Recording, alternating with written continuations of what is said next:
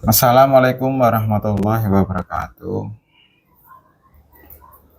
Jumpa lagi di Wong Bodo Channel.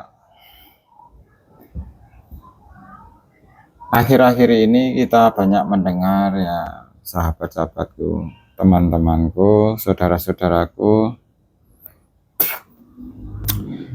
satu tanah air, satu nusa, satu bangsa. Akhir-akhir ini banyak beredar di media sosial yang lagi viral, yang lagi rame, seorang penjual es teh yang dimaki atau dicaci oleh seorang ulama atau kiai atau ustadz. Tentu kalian sudah tahu siapa namanya ya, nggak usah saya sebut di sini. Ya, ini menurut pendapat saya pribadi, ya mungkin nggak sama dengan teman-teman atau kita mempunyai sudut pandang atau cara berpikir yang berbeda. Kita bisa ambil dari beberapa sisi, misalkan kita ambil dari sisi kemanusiaan. Kalau kita mengambil dari sisi kemanusiaan, ya wajar jika manusia itu sedang di atas angin atau sudah melampaui batasannya sebagai manusia, di atas rata-ratanya manusia yang umum, memiliki pangkat, derajat, dan sebagainya, nada itu akan otomatis keras. Hati akan otomatis melejit atau membumbung tinggi. Itu wajar sebagai manusia. Tapi kalau diposisikan sebagai ulama atau pendakwah, penceramah, di saat posisi seperti itu, ya menurut saya kurang pas.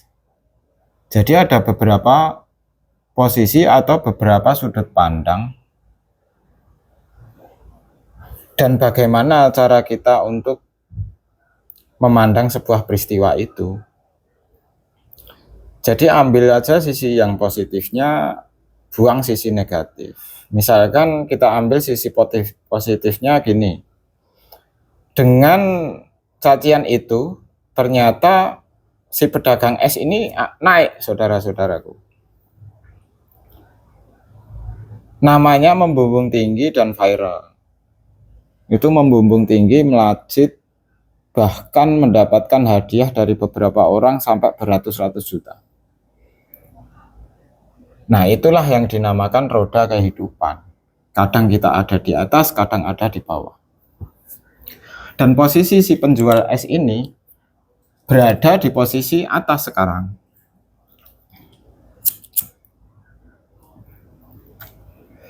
Dan posisi ulama atau kiai atau ustadz penceramah ini sedang berada dalam posisi bawah. Jadi kita ambil posisi positifnya, dari segi positifnya, dari sudut pandang positifnya. Jadi kasihan juga kalau dihujat, dicaci, dimaki, terus-terusan, itu sebenarnya juga kasihan juga, saudara-saudaraku, teman. Karena hukum alam sudah membuktikan, lagi-lagi Allah menunjukkan kuasanya.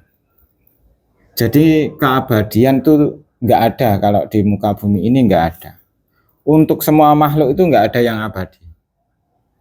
Yang abadi itu hanyalah Tuhan atau Allah Subhanahu wa Ta'ala. Jadi ya kita harus pandai-pandai untuk memilih dan menelaah semua permasalahan yang ada. Jangan seseorang itu sudah mendapatkan ganjarannya sebagai makhluk, tapi terus kita sudutkan atau kita pojokkan terus menerus. Tapi dalam konteks ini saya tidak membela siapapun ya saudara-saudaraku. Enggak membela si A, enggak membela si B. Saya cuma sharing aja, bertukar pemikiran. Enggak semuanya itu akan abadi dan orang baik bisa menjadi jahat, yang jahat pun bisa menjadi baik, itu saja pesannya. Inti pesan seperti itu. Kalau di Jawa itu ada kalimat cakra manggilingan, jadi kehidupan itu berputar, kadang di atas, kadang di bawah. Jadi ya hidup inilah yang akan membuat kita menjadi baik, menjadi ikhlas, menjadi tabah, dan menjadi orang yang kuat dalam menghadapi kenyataan. Syaratnya cuma satu, punya Tuhan, itu saja. Dan kita meyakini apa yang terjadi itu adalah takdir, sudah dikehendaki oleh Tuhan dan sudah direstui oleh Tuhan. Jadi itu saja yang saya sampaikan, semoga menjadi pembelajaran kita semua. Enggak selamanya kita dalam posisi benar dan enggak selamanya kita dalam posisi salah. Sekian dari saya, semoga kalian semua sehat, selalu dimudahkan usaha-usahanya oleh Tuhan Yang Maha Esa. Wassalamualaikum warahmatullahi wabarakatuh.